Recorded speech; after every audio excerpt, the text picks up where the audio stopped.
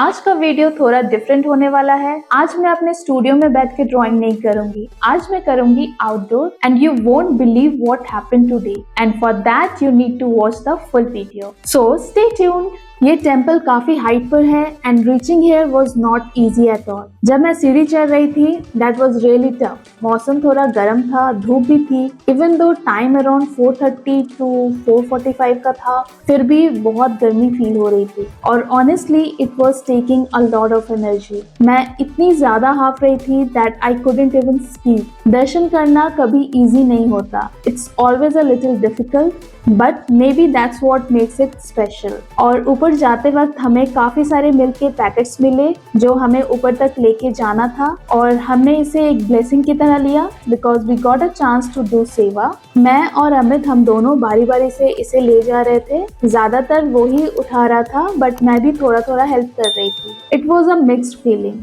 थोड़ी थकान थी बट साथ ही साथ it felt really good because surroundings इतनी ब्यूटीफुल थी। नेचर, पेड़ पौधे, एवरीथिंग लुक्ड सो पीसफुल और अंदर से मुझे एक अलग ही शांति फील हो रही थी। कभी कभी हम अपने कंफर्ट जोन में रह जाते हैं but sometimes you need to step out of your comfort zone. ऐसी जगह पर आना चाहिए जहाँ नेचर भी हो और स्पिरिचुअलिटी भी। It's like a perfect combination of nature and divine energy. और जो फीलिंग थी ना, I honestly can't express it in words. And उसके बाद जो हुआ वो आपको आगे वीडियो देखने के बाद पता चलेगा। फिर हमने दर्शन किए और honestly that feeling is very hard to explain.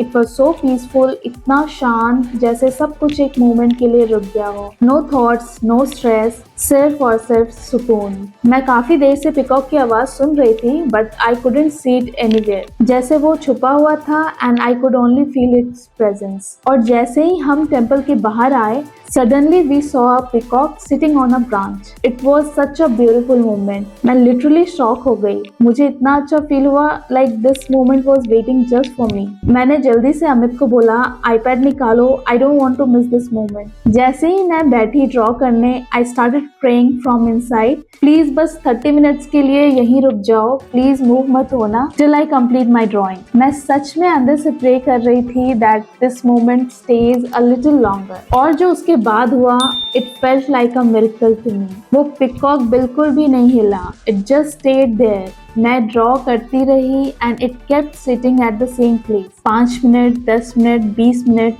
और seriously it stayed exactly for 30 minutes. जैसे उसको पता हो कि मैं उसकी ड्राइंग बना रही हूँ। और सबसे अमेजिंग बात ये थी कि जैसे ही मेरा पिकॉक वाला पार्ट कंप्लीट हुआ और मैं बैकग्राउंड पे शिफ्ट हुई, वो वहां से उड़ गया। Exactly 30 minutes, not more not less. उस मोमेंट में I felt so deeply blessed क्योंकि दर्शन के बाद I was wondering that I should draw और बिना सोचे बिना ढूंढे this moment just came to me. मुझे ऐसा लगा like Murugan Dev guided me in that moment, जैसे उन्होंने ही ये सब प्लान किया हो। और जो फीलिंग थी ना उस वक्त, I don't think I can ever forget it. And जैसे ही हम लोग मंदिर के बाहर जाने लगे, मुझे पीछे से पिकॉक की आवाज आ रही थी।